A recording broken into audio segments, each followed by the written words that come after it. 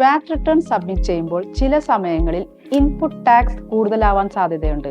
അതായത് നമ്മൾ കളക്ട് ചെയ്യുന്ന ടാക്സിനേക്കാളും കൂടുതലായിരിക്കും നമ്മുടെ എക്സ്പെൻസ് ടാക്സ്. അങ്ങനെ വരുമ്പോൾ നമുക്ക് ഇൻപുട്ട് ടാക്സ് റിക്കവർ ചെയ്യാനുള്ള ഓപ്ഷൻ ഉണ്ട്. അതിനുവേണ്ടി യൂസ് ചെയ്യുന്ന ഫോമാണ് VAT 311 ഫോം.